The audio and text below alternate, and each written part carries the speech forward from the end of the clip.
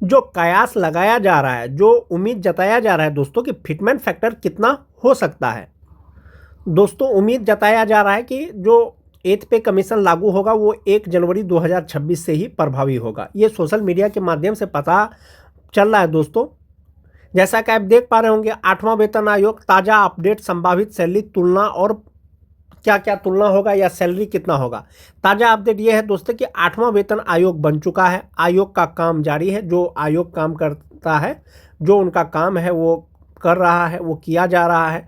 कर्मचारियों और संगठनों से सुझाव लिए जा रहे हैं। जो 28, 29, 30 अप्रैल को जो आपका मीटिंग होने वाला है 8th पे सेंट्रल कमीशन के रिगार्डिंग, उसमें सुझाव मांगा गया है, उस पर विचार किया जाएगा। दिल्ली और पुणे में मीटिंग कंसल्टेंट चल रहे हैं। सरकार ने आयोग को लगभग 18 महीने का समय दिया है कि 18 महीने में 8th पे कमीशन के रिगार्डिंग आप अपना रिपोर्ट सबमिट करें कि फिटमेंट फैक्टर कितना होना चाहिए या कब तक लगेगा। उम्मीद किया जा रहा है कि रिपोर्ट जो है 2027 में आ जाना चाहिए।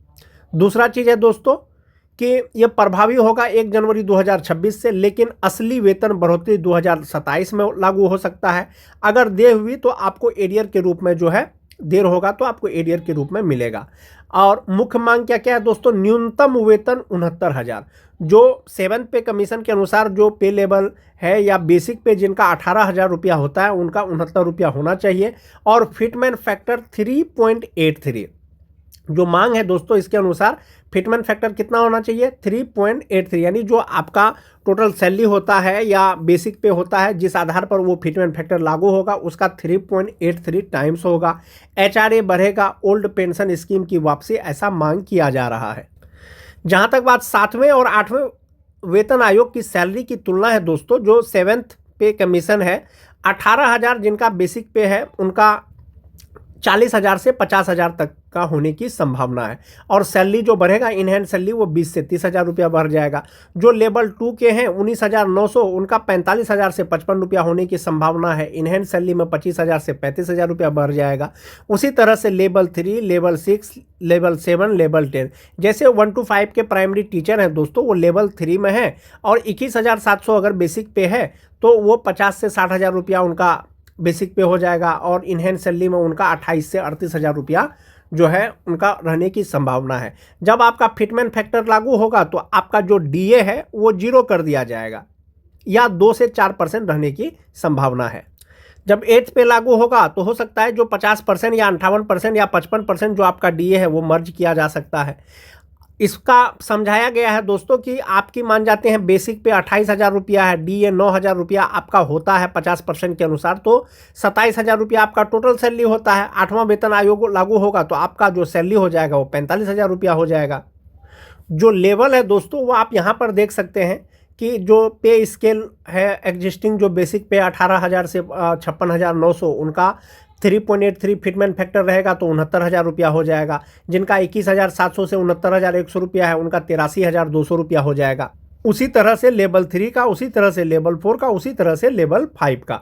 जो 8th पे कमीशन लागू होगा, लाभ मिलेगा दोस्तों सभी राज्य कर्मियों को मिलेगा और जो सेंट्रल के कर्मी हैं उनको मिलेगा। तो इस तरह से अगर 8th पे लागू होगा तो संभवतः आप ये मान के चलें जो विशिष्ट शिक्षक हैं या BPSC शिक्षक हैं उनको भी जो है लाभ मिल सकता है।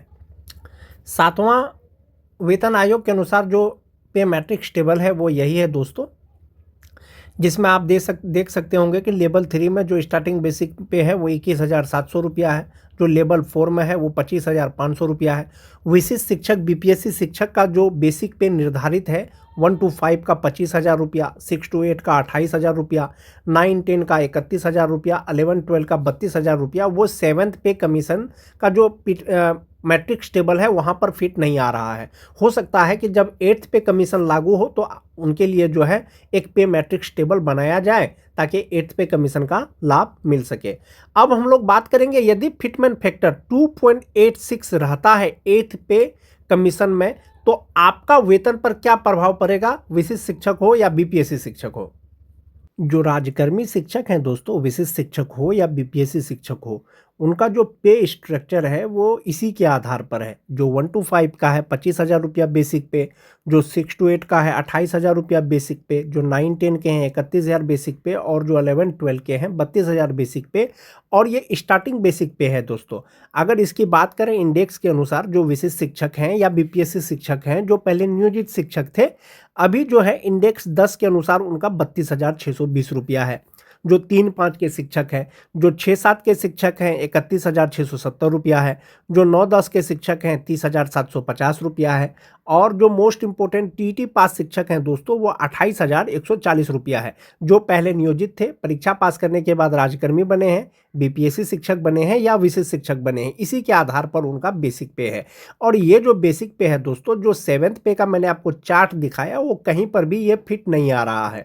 तो आने वाले समय में पता चलेगा कि विभाग इस पे क्या निर्णय लेती है। ये जो बेसिक पे फिलहाल आपको मिल रहा है, जो भी नियमावली के अनुसार जो आपको बेसिक पे मिल रहा है, अगर 8th पे कमीशन का लाभ मिलेगा और डायरेक्ट फिटमेंट फैक्टर मिलेगा और वो फिटमेंट फैक्टर 2.86 रहता है, तो जाहिर सी बात है जो आपका बेसिक पे होगा उस पर जो फिटमेंट फैक्टर आपका 2.86 है उससे मल्टीपल हो जाएगा, और हो सकता है कि डीए आपका 0% हो जाए या 2 से 4% रहने की संभावना है।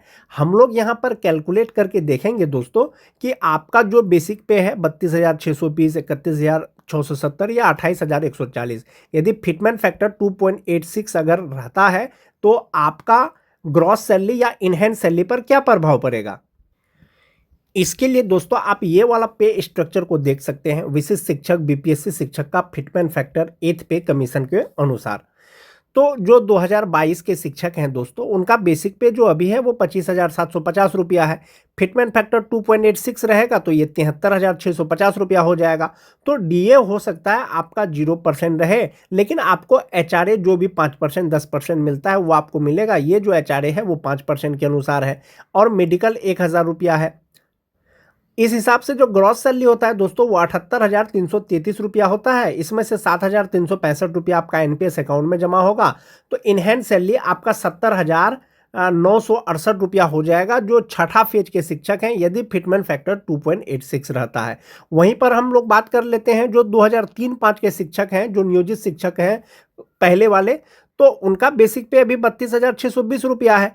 फिटमेंट फैक्टर 2.86 अगर रहता है तो ये 93,300 रुपया हो जाएगा। डीए मान जाइए आपका 0 हो गया, तो एचआरए 5% के अनुसार 4,665 रुपया हो जाएगा। मेडिकल तो आपको मिलेगा ही, जो ग्रॉस सैलरी होगा वो 98,965 रुपया होगा, और 9,330 रुपया आपका एनपीएस में जमा होगा, और जो इनहैंड सैलरी होगा वो 89,635 रुपया होगा। ये जो 9,330 रुपया आपका एनपीएस अकाउंट में जमा होगा दोस्तों, ये सिर्फ आपका कंट्रीब्यूशन है, इसमें गवर्नमेंट का भी कुछ कंट्रीब्यूशन होगा। तो ग्रॉस सैलरी 98,965 रुपया, इनहैंड सैलरी 89,635 रुपया। ये आपके फिटमेंट फैक्टर पर डिपेंड करेगा, अगर फिटमेंट फैक्टर 2.86 रहता है। वहीं पर 6-7 की शिक्षकों की बात करें, उनका बेसिक पे 31,670 रुपया है। 2.86 फिटमेंट फैक्टर रहेगा तो 90,580 रुपया हो जाएगा। 5% एचआरए के अनुसार 4,529 रुपया हो जाएगा। 1,000 मेडिकल लगा करके ग्रॉस सैलरी 96,109 रुपया, 9,085 रुपया आपके एनपीएस अकाउंट में जमा होने के बाद 87,024 रुपया आपका इनहैंड सैलरी होगा। जो 9-10 के शिक्षक हैं 30,700 रुपया उनका बेसिक पे है। फिटमेंट फैक्टर 2.86 रहता है तो 87,950 रुपया हो जाएगा। एचआरए आपका 43,397 रुपया हो जाएगा। 1,000 मेडिकल हो जाएगा। ग्रॉस सैलरी 93,342 रुपया, 8,795 रुपया जमा होने के बाद आपको मिलेगा 44,547 रुपया। जो मोस्ट इंपोर्टेंट चीज, जो सब काफ़ी संख्या में जो शिक्षक हैं वो टीटी पास शिक्षक है, चाहे वो जनरल टीटी पास हो चाहे वो उर्दू टीटी पास हो, उनका अभी जो बेसिक पे है वो 28,140 रुपया है। इसी के आधार पर उनको वेतन मिल रहा है। फिटमेंट फैक्टर 2.86 से जब आप मल्टीपल करेंगे तो ये 80,480 रुपया हो जाएगा, और जो एचआरए होगा 5% के अनुसार वो 4,024 रुपया होगा। 1,000 मेडिकल तो आपको मिलेगा ही। ग्रॉस सैलरी 85,504 रुपया होगा। 8,048 रुपया आपका एनपीएस अकाउंट में जमा होने के बाद 77,456 रुपया आपका इनहैंड सैलरी होगा, यदि फिटमेंट फैक्टर 2.86 रहता है और डीए यदि 0 रहता है तब। आप एक बार ये ऐसे समझ सकते हैं दोस्तों, जो सबसे पहले वाले जो टीचर हैं नियोजित शिक्षक 3-5 का, उनका जो ग्रॉस सैलरी होगा वो 98,965 रुपया होगा। इनहैंस सैलरी 89,635 रुपया होगा। जो 6-7 के शिक्षक हैं दोस्तों, ग्रॉस सैलरी उनका 96,109 रुपया होगा और उसका इनहैंस सैलरी 87,024 रुपया हो जाएगा। जो 2009-10 के शिक्षक हैं, ग्रॉस सैलरी 93,342 रुपया होगा और इनहैंस सैलरी 84,547 रुपया होगा। जो टीटी पास शिक्षक हैं, ग्रॉस सैलरी 85,504 रुपया होगा और इनहैंस सैलरी 77,456 रुपया होगा। जो छठा फेज के नियोजित शिक्षक थे, विशिष्ट शिक्षक बने हैं या बीपीएससी शिक्षक बने हैं, तो ग्रॉस सैलरी 78,333 रुपया होगा और इनहैंस सैलरी उनका 70,968 रुपया हो जाएगा।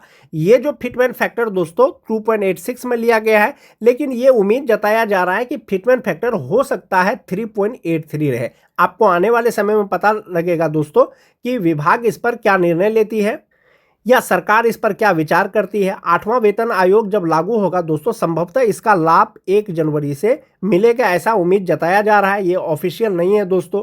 जो फिटमेंट फैक्टर 3.83 है, तो जिसका बेसिक पे 18,000 रुपया है, तो उनका बेसिक पे कम से कम 69 रुपया होने की संभावना है यदि फिटमेंट फैक्टर 3.83 रहता है।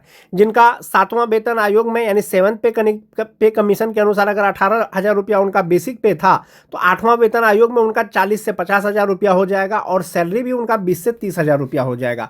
इस प्रकार से आपका इनहैंस सैलरी पर यही प्रभाव पड़ सकता है दोस्तों, लेकिन ये ऑफिशियल डेटा नहीं है, आपको आने वाले समय में पता चलेगा। फिटमेंट फैक्टर लागू होगा तो फिटमेंट फैक्टर सबके लिए सेम होगा, जिस तरह से विशिष्ट शिक्षकों के लिए, जिस तरह से बीपीएससी शिक्षकों के लिए, उसी तरह से नियोजित शिक्षकों के लिए। जैसा कि आपको मैंने नियोजित शिक्षक या बीपीएससी शिक्षक का जो फिटमेंट फैक्टर बताया, वो बताया 2.86। अब 2.86 फिटमेंट फैक्टर लागू होगा तो नियोजित के लिए भी होगा। ऐसी स्थिति में नियोजित शिक्षकों के सैलरी पर क्या प्रभाव पड़ेगा? तो जो 2003-5 के शिक्षक हैं, उनका बेसिक पे 32,290 रुपया है। फिटमेंट फैक्टर 2.86 रहेगा तो ये 92,349 रुपया हो जाएगा। आपका हो सकता है डीए 0 हो जाए, लेकिन जो एचआरए है वो आपको मिलेगा 5% के अनुसार 4617 रुपया हो जाएगा। 1,000 रुपया मेडिकल का हो जाएगा। ग्रॉस सैलरी हो जाएगा 97,966 रुपया। और नियोजित का तो आप सबको पता है दोस्तों कि उनका जो अमाउंट जमा होता है ईपीएफ अकाउंट में, फिक्स अमाउंट जमा होता है 3600 रुपया। तो जमा होने के बाद 94,366 रुपया इनका इनहैंस सैलरी होगा। 6-7 के शिक्षकों की बात करें तो उनका बेसिक पे 31,340 रुपया है। फिटमेंट फैक्टर यदि 2.86 रहता है तो ये 89,632 रुपया हो जाएगा। हो सकता है डीए 0 हो जाए, लेकिन जो भी एचआरए रेट है वो आपको मिलेगा तो 4481 रुपया हो जाएगा। 1,000 रुपया मेडिकल हो जाएगा और जो ग्रॉस सैलरी होगा वो 95,113 रुपया होगा। 3600 रुपया उनका ईपीएफ अकाउंट में जमा होने के बाद 91,513 रुपया इनका इनहैंस सैलरी होगा। जो 9-10 के शिक्षक हैं दोस्तों, 30,420 रुपया उनका मूल वेतन है और 2.86 से जब मल्टीप्लाई करेंगे तो 87,001 रुपया हो जाएगा। डीए 0% या 2% से 4% जो भी हो वो आपको मिलेगा और एचआरए जो मिलता है वो आपको मिलेगा 1,000 रुपया मेडिकल लगा करके। ग्रॉस सैलरी 92,351 रुपया। 3600 रुपया ईपीएफ अकाउंट में जमा होने के बाद 88,751 रुपया इनका इनहैंस सैलरी होगा। टीटी पास शिक्षकों की बात करें अगर, तो टीटी पास शिक्षक का जो बेसिक पे है अभी नियोजित का वो 27,820 रुपया है। 2.86 फिटमेंट फैक्टर रहेगा तो ये 79,565 रुपया हो जाएगा। एचआरए इसका 3,978 रुपया हो जाएगा। 1,000 रुपया मेडिकल हो जाएगा। ग्रॉस सैलरी 84,543 रुपया हो जाएगा। 3600 रुपया इनका ईपीएफ अकाउंट में जमा होने के बाद इनहैंस सैलरी 80,943 रुपया होगा। और छठा फेज के अगर शिक्षकों की बात करें दोस्तों, तो छठा फेज के जो शिक्षक हैं उनका बेसिक पे 23,280 रुपया है। फिटमेंट फैक्टर 2.86 अगर रहता है तो उनका जो हो जाएगा वो 66,580 रुपया हो जाएगा बेसिक पे 8th पे के अनुसार।